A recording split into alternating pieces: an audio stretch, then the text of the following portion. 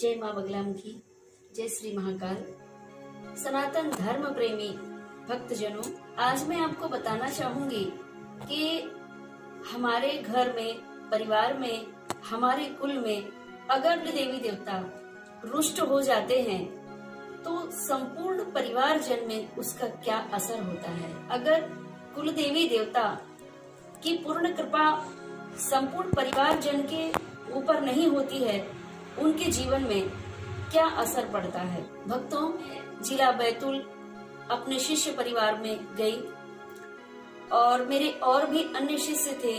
उनका भी आगमन हुआ और वहां पर ये चर्चा हुई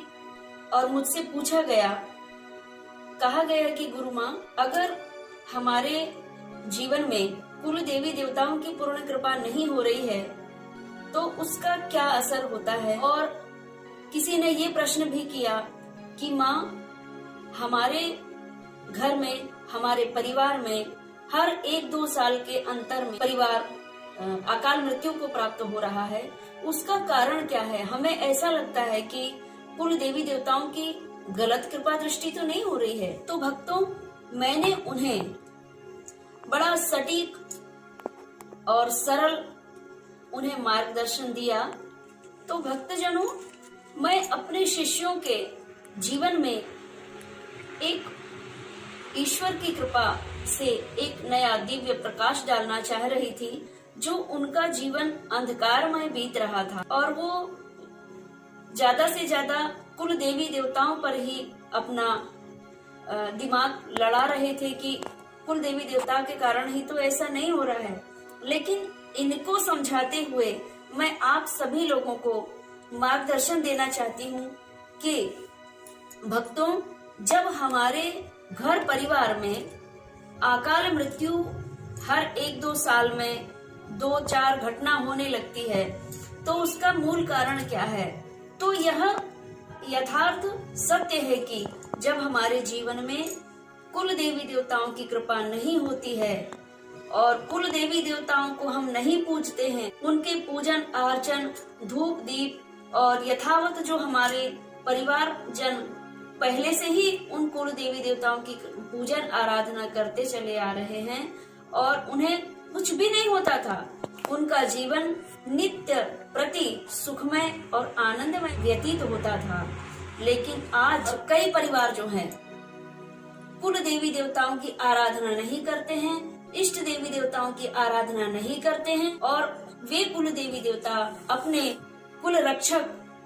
जब धूप दीप और पूजन अर्चन नहीं प्राप्त करते हैं तो वे बुरा नहीं करते, वे प्रेरणा देते हैं। किसी संत ऋषि मुनि महात्माओं के द्वारा आपको प्रेरणा देते हैं और वो उनके द्वारा ही पुनः प्राण प्रतिष्ठा स्थापना होती है और फिर वह परिवार सर्व सुखों को प्राप्त होता है। अगर कुल देवी देवताओं की कृपा नहीं होती है, कुल देवी देवताओं की पूजा नहीं होती है, तो वहाँ पर सकारात्मक ऊर्जा का वास नहीं होता, वहाँ नकारात्मक ऊर्जाओं का वास हो जाता है, भूत प्रेतों का वास हो जाता है और उन्हीं भूत प्रेतों की कृपा दृष्टि से घर में 1 साल 2 साल के अंतर में 1-2 घटनाएं अल्पायु को, अकाल मृत्यु को प्राप्त करते हैं।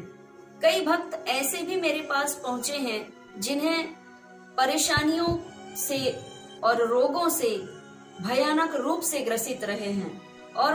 उनको माँ बगलामुखी की कृपा से मेरा सानिध्य प्राप्त हुआ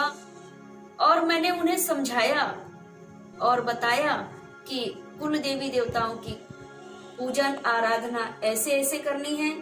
और विधि पूर्वक मैंने उन्हें गुरु दीक्षा दे करके सबसे पहले कुल देवी देवताओं की आराधना करने के लिए भी और इष्ट देवी देवताओं की आराधना करने के लिए भी हमें गुरु शरण में जाना बहुत जरूरी होता है, क्योंकि कुल देवी देवता भी यही चाहते हैं कि तुम गुरु परंपरा में जाओ और गुरु परंपरा के अनुसार वो आपको सटीक मार्ग बताएंगे कि कुल देवी देवताओं की पूजन आराधना कैसे की जाती है, इष्ट देवी देवताओं की आराधना कैसी की जाती है और उनके ही कुल देवी देवता और उनके ही इष्ट देवी देवताओं की कृपा दृष्टि से उन्हें एक गुरु माता का सानिध्य प्राप्त हुआ।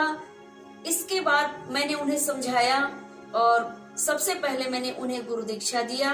और गुरु दीक्षा देने के बाद में उन्हें कुल देवी देवताओं की पूजन अर्चन, इष्ट देवी देवताओं का पूजन अर्चन कैसे करना है, और मेरे बताए हुए मार्ग पर कई समय पहले 20 साल से वो जो रोग ग्रसित रहे हैं, भयानक से भयानक रोग, जो असाध्य रोग जिसे हम कहते हैं, राज रोग जिसे हम कहते हैं,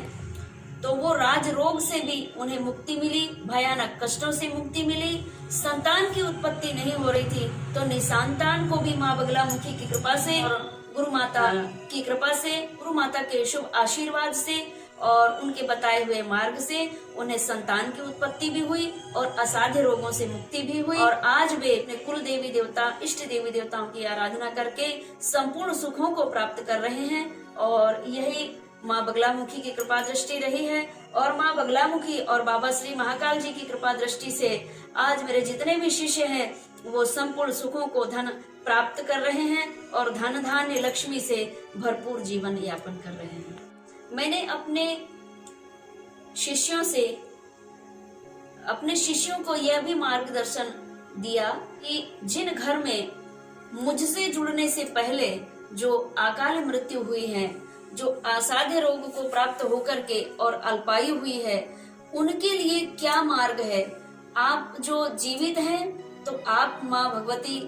कुल देवी देवता, इष्ट देवी देवता की आराधना कर सकते हैं, लेकिन कारणवश जो अकाल मृत्यु को प्राप्त हो गए हैं उन्हें मुक्ति कैसे प्रदान हो, उन्हें मोक्ष की गति कैसे प्रदान हो, तो मैं आपको बताना चाहूंगी भक्तों। मोक्ष की गति अल्पायु को जो जीव प्राप्त हुआ है, अल्पायु को जो मनुष्य प्राप्त हुआ है, उनकी मुक्ति का मार्ग है, वो एक ही मार्ग है, बड़ा सुलभ है, वो है श्रीमद् भागवत कथा। जिनके घर परिवार में अकाल मृत्यु से जो चले गए हैं मनुष्य, उनकी मुक्ति के लिए श्रीमद् भागवत कथा तो है, लेकिन जो आने वाली 21 पीढ़ी है, स्वयं की पीढ़ी और पिछले वाली 21 पीढ़ी को तारती है, वो गंगा है श्रीमद् भागवत कथा। भगवान श्री कृष्ण के श्री मुखार बिंद से निकली हुई है, वो है श्रीमद् भागवत कथा। और श्रीमद् भागवत कथा को श्रवण पान अमृत आत्मा भी करती है और जीवित प्राणी भी करता है, ये दोनों को मोक्ष की गति प्रदान होती है। लेकिन भक्तजनों, श्रीमद् भागवत कथा श्रवण पान हमें कैसे संतों से करना चाहिए। अगर हम पुस्तकी ज्ञान धारण किए हुए संतों से श्रीमद् भागवत कथा करवाते हैं तो संभव नहीं है कि वह जीव आत्मा को मुक्ति मिल पाए, क्योंकि साधक और पुजारी में अंतर होता है। पुस्तक पढ़ के और पुस्तकी ज्ञान के माध्यम से जो कथा श्रवण पान कराते हैं उसमें तो बल होता ही है, उनमें शक्ति होती है, क्योंकि वो संत किसी भी परिस्थिति में उनका दिमाग ईश्वर के प्रति कितना विकसित हुआ है वो संत स्वयं जानता है। लेकिन अगर एक साधक जो सिद्ध महापुरुष है, जो स्वयं सिद्ध है, जो साधना करना जानता है, जीवन और मरण दोनों के चक्कर से जो स्वयं को मुक्त समझता है, स्वयं मुक्त हो चुका है, जो जीता मर के फिर जी जावे, वो होता है समाधिष्ठ पुरुष। जो संत समाधिष्ठ को प्राप्त कर चुका होता है, यानी कि भक्ति मार्ग के अंतिम चरण को भी जो पार कर लिया होता है, अगर ऐसे संत महापुरुष का आपको सानिध्य प्राप्त हो जाए तो आप उनसे श्रीमद् भागवत करा सकते हैं, श्रीमद् भागवत कथा करा सकते हैं। उनके श्री मुखार बिंद द्वारा जब आप श्रीमद् भागवत कथा श्रवण पान करेंगे तो मैं आपको वचन देती हूँ कि आपके जो पूर्वज हैं उन्हें मुक्ति का मार्ग जरूर मिलेगा, उन्हें मोक्ष की गति तो प्रदान होगी, लेकिन हमें जीते जी मोक्ष की गति प्रदान होती है। मैं आपसे कहना चाहूंगी कि अगर आपके परिवार में इस प्रकार की दुर्घटना हो गई हो तो आप एक बार श्रीमद् भागवत कथा श्रवण पान जरूर करें।